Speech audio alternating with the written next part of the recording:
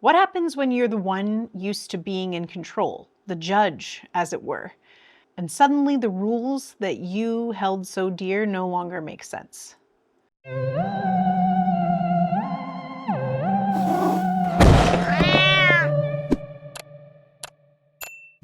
Hi, welcome back to Black Cat Archives. I'm Heather, and here we discuss and review all things horror, mystery, thriller, suspense, and more. So if that sounds like something that might be of interest to you, then go ahead and stick around and let's get started. So today we're going to be talking about The Rule of Jenny Penn. The Rule of Jenny Penn is a New Zealander film, a film out of New Zealand, however one says that. New Zealander? Sure, okay.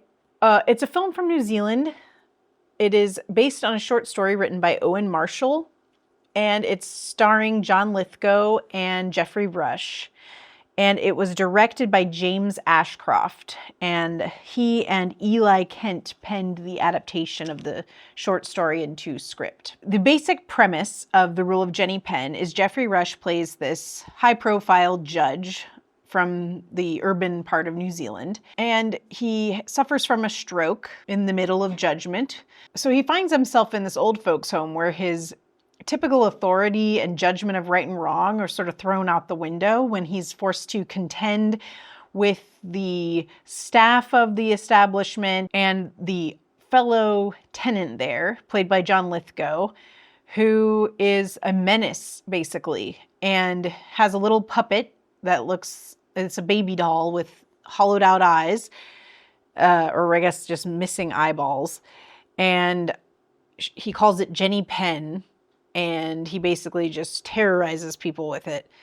And so Geoffrey Rush is kind of forced to navigate not only this very sinister and disturbing antagonist in the form of John Lithgow, but he's also having to contend with his own mental faculties not being what they once were. The whole, I believe, right side of his body is paralyzed after the stroke. And it's not really doing what some movies do where you're like questioning whether his mind is going. There's like maybe a hint of that, but then it's pretty quickly reconciled where you're like, okay, no, he's not crazy. It's like there is a little bit of him losing his mental faculty, but rather than us thinking that he's like crazy or imagining things, it's more like he's losing control of himself and he's losing his ability to make judgments because he can't really trust himself. I really enjoyed the performances in this film. John Lithgow was absolutely horrifying in his role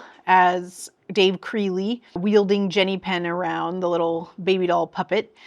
He was really terrific in his role. And then Geoffrey Rush also totally killed it. It was really great to see his character go from being this judge that we see in the opening scene, this sort of no-nonsense kind of a judge, to being reduced to half of his body not working and just another kind of cog in the wheel at this old folks home. You also get a really good sense of the microcosm of this kind of old folks home in and of itself. Like the entire film, aside from that opening scene where he suffers from the stroke, takes place within the nursing home and its surrounding areas. So you really get a sense of how it operates, which is sort of different from the outside world that Geoffrey Rush's character is very much used to having control over. It's not like a Nurse Ratched situation where the staff are sadists or anything like that, but it's basically like seeing them kind of dismiss him, right? And seeing them, they're not like evil or bad, but to them, this is just like another day, another work day, you know, like they're just kind of going through the motions of their day. And you can see how they become kind of desensitized from the old folks. I feel like we see this all the time in real life where it's like old people, it's like once they get to be a certain age or a certain perceived ability mentally or physically, we like infantilize them and kind of treat them like they don't really know what's going on or whatever the case may be, when in reality, that's just probably not true. Like there's probably much more going on than meets the eye with a lot of these people. They sort of, I guess what I'm trying to say is lose their sense of humanity. And so the film was really interesting and pretty frankly disturbing in this way, just kind of exploring that. This character, Geoffrey Rush, he's very much in control. He's this judge, this well-respected, what he says goes kind of a guy. And then suddenly he's thrust into this situation where he's physically unable to have agency over himself, and then, you know, mentally, like he's kind of suffering from the stroke after effects where he's having like blips, or things aren't really working the way they used to, or he's having to kind of relearn some things. So watching him kind of lose control, coupled with the way the film is shot, like the cinematography of the film is really well done. All the shots kind of make you feel that sense of a lack of control or claustrophobia. You see things kind of only from Jeffrey Rush's point of view in a certain way. I'm not getting in any spoilers just yet, but in his room at nighttime, the way that he's seeing things, the way that you're seeing things is kind of like through his eyes, right? So it's sort of, the cinematography sort of lends itself well to the claustrophobic lack of control that you sort of feel inside the confines of this old folks home, and that Jeffrey Rush's character is going through. And there were some cool like tilt shift shots that they did that I'm not sure if they were done in post or if they were legitimate tilt shift lens shots, but the tilt shift lens shots were used very effectively to tell the story. So I thought that was pretty cool too, just speaking on cinematography. So it's definitely psychological horror, you know, gets under your skin in that way. I will say it did suffer, I think, from a little bit of like pacing issues at times. It's only like an hour and 45 minutes, I think, but at times I felt it was a bit slow. Overall, I mean, there's really not a whole lot of negative things I have to say about it. It's such a unique film, at least to me. It's not really anything I've seen before. So I liked that. I like that about it. And I really love the performances from John Lithgow and Jeffrey Rush. I guess that's about all I have to say without getting into any spoilers. But I also wanted to mention it is, I think, currently streaming on AMC Plus. And I believe it's coming to Shudder later this month. I believe March 27th, 2025, it'll be on Shudder. And it's probably, I think, on video on demand, maybe like Apple TV or something like that now. So that's about all I have to say without getting into any spoilers. So definitely go check it out. And I'm going to speak a little bit more about the actual story. So if you don't want to hear that side of things, then maybe go ahead and tune out until you've had a chance to see it yourself. And then I would love to know what you thought after you're able to watch it. So Jeffrey Rush has the stroke whilst he's in the middle of judging this child predator guy. And what sort of seems to trigger the stroke is in the gallery, there's like the mother, presumably, of the children, who's thanking him for his harsh judgment on this man. And while she's thanking him, he like rebukes her basically and is like, you stood by and let this happen. Like, you're just as culpable as anyone. And one of the central themes of the movie is when the lions are gone, hyenas rule. So that's something that he says while he's making his judgment. And so while he's in the middle of kind of rebuking her, he suffers from the stroke. And then the next time we see him, he's in the nursing home. And I love one of the first scenes in the nursing home is him, like, you know, he's in his little wheelchair now, his electrically powered wheelchair, and he's going outside. There's a guy just like out there, like coughing, hacking up, and he's like totally out of it, smoking a cigarette, drinking a whiskey or whatever out of his flask. And he offers Jeffrey Rush a cigarette, which he accepts. And then he like walks away. He gets himself out of his chair to kind of stand up, and he's trying to get a feel for it. But yeah, like the whole right side of his body is paralyzed, so he's not really able to do much. But he's just kind of standing there when suddenly the man that was smoking a cigarette and drinking bursts into flames because like he had coughed up a bunch of his whiskey all over himself and then like, I guess, dropped a cigarette. And so he's like just on fire, and there's nothing Jeffrey Rush could do. And I feel like that's kind of like our first hint of a loss of control. Like, things are different now for you, Jeffrey Rush. Like, you're watching a man burn and you can't do a thing about it. And so then he meets John Lithgow, who his character is just very interesting because it's like we have these hints throughout of him having been a former employee. And basically towards the end of the film, he gives his little "Why do I do this?" speech, which essentially is like he's bored. He's like bored with his life. Doesn't feel like, he looks back on his life and he just sees a void.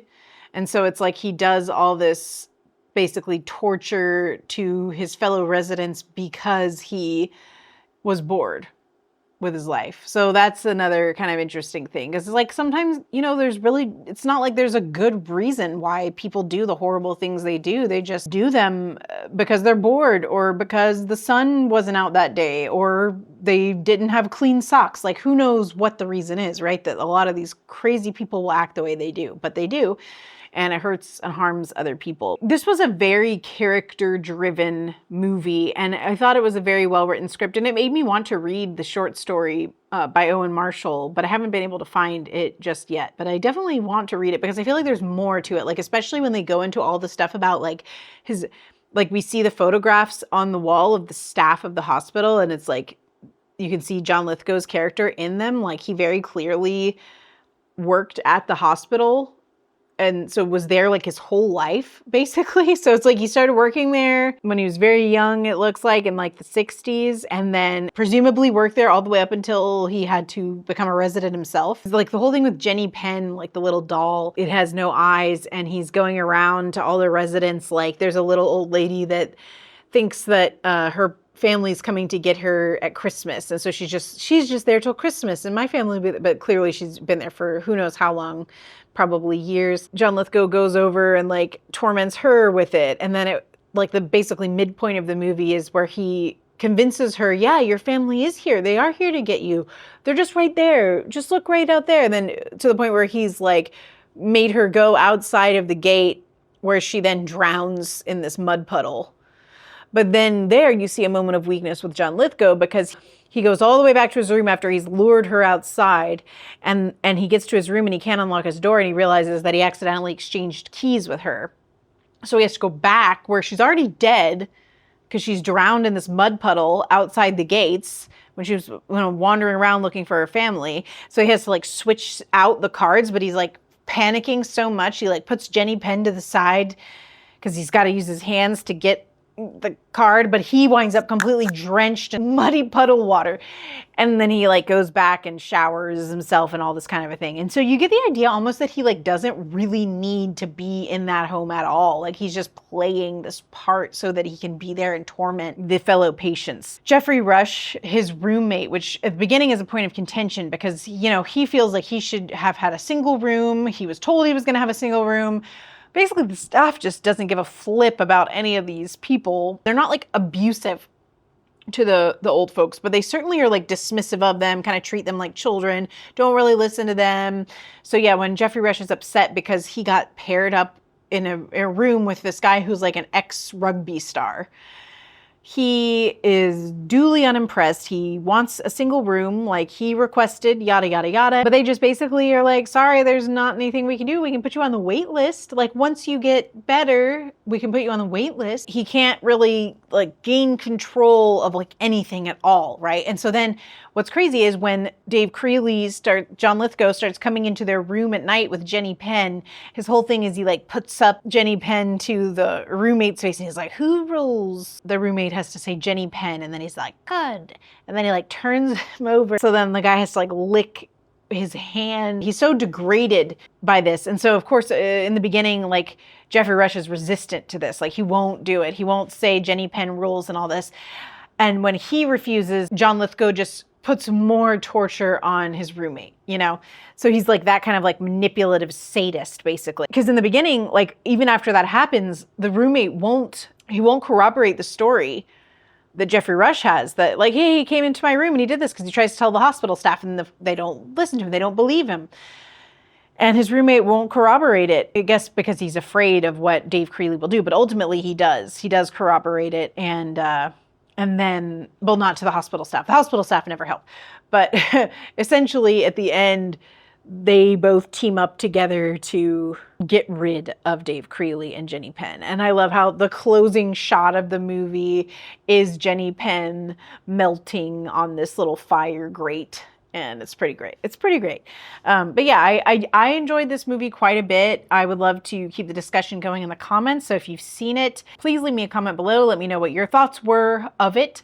Again, I felt like overall, I really enjoyed it. Thought the performances were great. I thought it was a unique concept. The little weird doll, like, yeah, all that was very different. It wasn't like your typical horror movie in a hospital situation where it's like the staff are evil or whatever. It's like the other patient, there's a particularly sadistic patient, and this particularly sadistic patient isn't just acting alone. He's got his little creepy puppet with him, right? There's all these crazy little things going on that make this movie worth seeing. It's definitely hits that psychological horror mark, definitely feel the claustrophobia, the loss of control, and all these things that Jeffrey Rush's character are feeling. I will say I think there are a little bit of pacing issues despite its hour 45-minute-ish runtime, which really isn't terribly long, but there was a bit of a pacing issue in my mind. But anyway, I wouldn't hold that against it. I would still recommend seeing it. It'll be on Shudder later this month if you have Shudder, and I'm sure it will be coming to other streaming services in the coming months, but it's worth checking out if you get a chance. That's all I've got for The Rule of Jenny Penn. We'll see you next time here at the Black Cat Archives. All right, that's it. Goodbye.